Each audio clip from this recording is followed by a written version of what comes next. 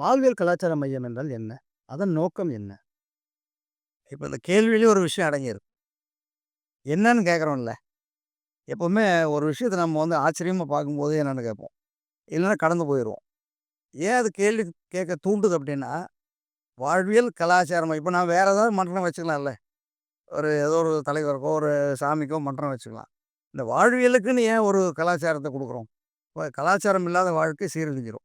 அப்போ அந்த சீரழிவு எங்கெல்லாம் ஏற்படுதோ, அங்க இந்த கலாச்சார சீர்கேட்டுக்கு இறைவன் வருவான்னு சொல்லுவாங்க. அதே மாரி எல்லாருமே, இப்ப ஒரு பொது விஷயத்துக்கு வரக்கூடிய எல்லாருமே, அவங்களுக்கு ஒரு எண்ணம் இருக்கும். இந்த வாழ்வியல் கலாச்சார மையம்னு வச்சுட்டோம்னா, எல்லாம் சீர்படுத்திடலாமா? அப்படி ஒரு கேள்வி இருக்கும்ல. அப்ப நான் சீர்படுத்துறதுக்காக வந்தேனா இல்லையாங்கிறது ஒரு விஷயம் கேள்வியே இருக்கும். அதிலேயே ஒரு கேள்வி இருக்கும். அதனால வாழ்வியல் கலாச்சார மையம்னா, கலாச்சார சீர்கேடுகள் நடக்குது. இத ஒழுங்குபடுத்துறதுக்கு நெறைய அமைப்புகள் இருக்கு. நம்மனால என்ன முடியுமோ, நம்ம ஏதாவது ஒரு இதில ஒரு விஷயம் சொல்லி எளிமையா சொல்லிக் குடுக்கலாங்கிற ஒரு எண்ணம் வரும்போது தான், புதுமை உள்ள வரும். எப்பவுமே மாற்றம் ஒன்று தான் மாறாது. அந்த புதுமையா ஒரு அமைப்பு வரும்போது தான் இந்த மாரி கேள்வி வரும். ஏற்கனவே இருக்குல்ல.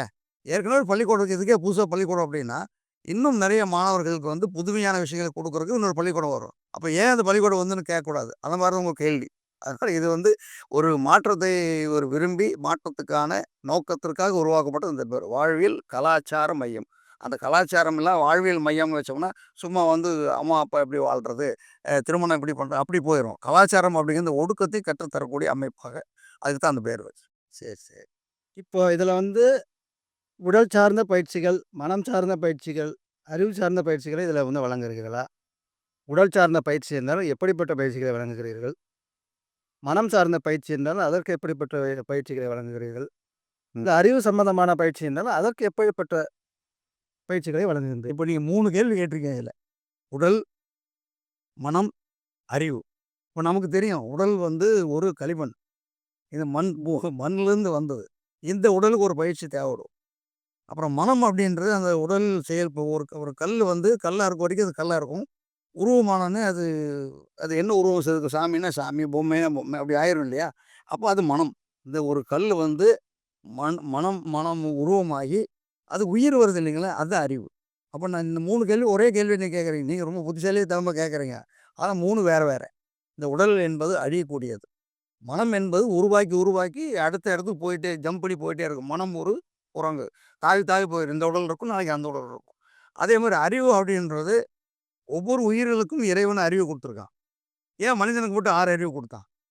அப்படின்னா, இது இப்ப உடல் எடுத்தீங்கன்னா, வேற உயிர்கள் உடல் இருக்கு. மனசு அப்படின்னா எல்லாருக்கும் மனசு இருக்கு. எல்லா மனிதர்களுக்கும் மனசு இருக்குது. அது காமனானது. ஆனா, அது தாவக்கூடியது. இந்த அறிவு ஒண்ணு தான் செயல்பாட்டில இருக்கும். செயல்பாடு அப்படின்னா, அந்த பகுத்தறிவுன்னு சொல்றாங்கல்ல, பகுத்தறிதல். ஒருத்தர் ஒரு விஷயம் சொன்னோன்னே, இப்ப நான் ஒண்ணு சொல்றேன் அப்படின்னா, இது சரியா இருக்குமா? அப்படின்னு நினைக்கிறோம் இல்லைங்களா? இது அறிவு. இந்த 3க்கும் சேர்ந்து ஒரு பயிற்சி தான் நம்ம ஆனந்தலை பயிற்சி.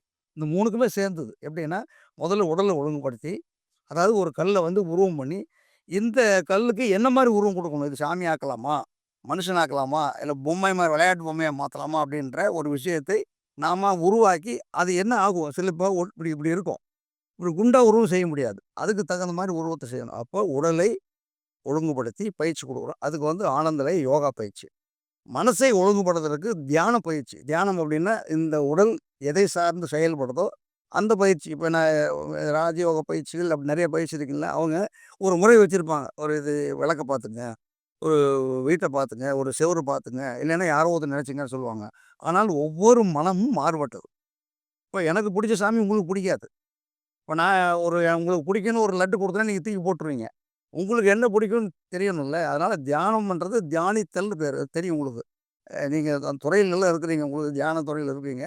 தியானம் என்பது தியானித்தல். அப்ப எத தியானிக்கணும்னா, எல்லாரும் சேர்ந்து ஒன்னவே தியானிக்க முடியாது. அது என்ன பொறுத்தவரைக்கும் தவறு. எல்லாருக்கும் ஒரே தியான பயிற்சி குடுத்தா சரியாயிருவாங்கன்னு கிடையாது. யார் யாருக்கு என்னென்ன பிடிக்குமோ அந்த தியானத்த குடுக்கணும். அப்படின்னா, நீங்க ஆனந்த லயம் தியானம் ஒட்டுமொத்தமா தானே சொல்றீங்க அப்படின்னு இல்ல. ஒட்டுமொத்தமா சொல்லுவோம்.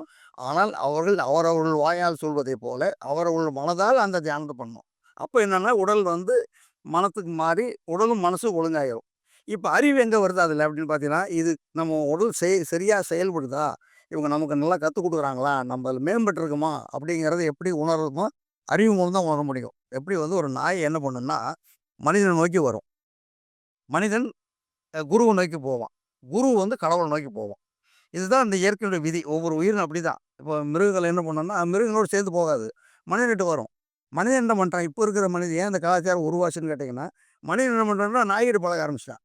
அப்போது 5ஆம் அறிவை நோக்கி கீழே இறங்க ஒரு மனிதன் வந்து 6ஆம் அறிவிலிருந்து 7ஆம் அறிவுக்கு போக முடியாது. அப்போ இந்த அறிவு பயிற்சி நம்ம கொடுக்க வேண்டியது. இந்த அறிவு பயிற்சிங்கிறது வந்து படிக்கிற அறிவு கிடையாது. இந்த உடலில் எந்த சக்தி இருக்குது வெளிப்படுத்தக்கூடிய ஆற்றலை புரிந்து கொண்டு அவர்களுக்கு அந்த பயிற்சி கொடுத்தோம்னா, கல்லு சிலையாகி, சிலை உயிராகி கடவுளா மாறுவான். அப்போ அந்த 3ம் சேர்ந்தது தான் இந்த ஆனந்த லய பயிற்சி. இந்த பயிற்சிக்கு வந்தா அதெல்லாம் புரியும். உங்க கேள்விக்கு நான் சொன்ன பதில் கூட கிட்டத்தட்ட உங்களுக்கு புரிஞ்சிருக்கும்னு நெனைக்கிறேன். இன்னும் அதில அறிவு சார்ந்த பிரச்சனைகள ஒரே வார்த்தையில சொல்லிக்க முடியாது.